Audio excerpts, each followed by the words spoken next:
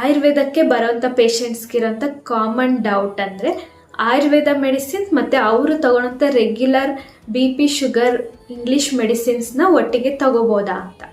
ಹೌದು, ಖಂಡಿತವಾಗಿ ತಗೋಬೋದು. ಆಯುರ್ವೇದ ಮೆಡಿಸಿನ್ಸ್ ನಿಮ್ಮ ಇಂಗ್ಲೀಷ್ ರೆಗ್ಯುಲರ್ ಮೆಡಿಸಿನ್ಸ್ ಜೊತೆ ಯಾವುದೇ ಕಾರಣಕ್ಕೂ ಫೈಟ್ ಮಾಡಲ್ಲ, ಏನು ಸೈಡ್ ಎಫೆಕ್ಟ್ಸ್ ಆಗೋದಿಲ್ಲ. ನೀವು ನಿಶ್ಚಿಂತೆಯಾಗಿ ಎರಡನ್ನೂ ಒಟ್ಟಿಗೆ ತಗೋಬಹುದು. ನೆಕ್ಸ್ಟ್ ಡೌಟ್ ಅಂದರೆ, ನಾನು ಫಸ್ಟ್ ಟೈಮ್ ಆಯುರ್ವೇದ ಮೆಡಿಸಿನ್ಸ್ನ ತಗೊತಾ ಇದ್ದೀನಿ, ಸೊ ನನಗೇನು ಸೈಡ್ ಎಫೆಕ್ಟ್ಸ್ ಆಗಲ್ಲ ಅಲ್ವಾ ಡಾಕ್ಟ್ರೇ ಅಂತ ಕೇಳ್ತಾರೆ. ಹೌದು, 99% ಅಷ್ಟು ಏನು ಸೈಡ್ ಎಫೆಕ್ಟ್ಸ್ ಆಗೋದಿಲ್ಲ. ಇನ್ನು 1% ಏನಾಗುತ್ತೆ ಅಂದರೆ, ನೀವು ಡಾಕ್ಟ್ರ್ ಹೇಳಿರೋದು ಸರಿಯಾಗಿ ಫಾಲೋ ಮಾಡಿಲ್ಲ ಅಂದರೆ ನಿಮಗೆ ಸಮಸ್ಯೆ ಆಗ್ಬೋದು ಅಷ್ಟೇ.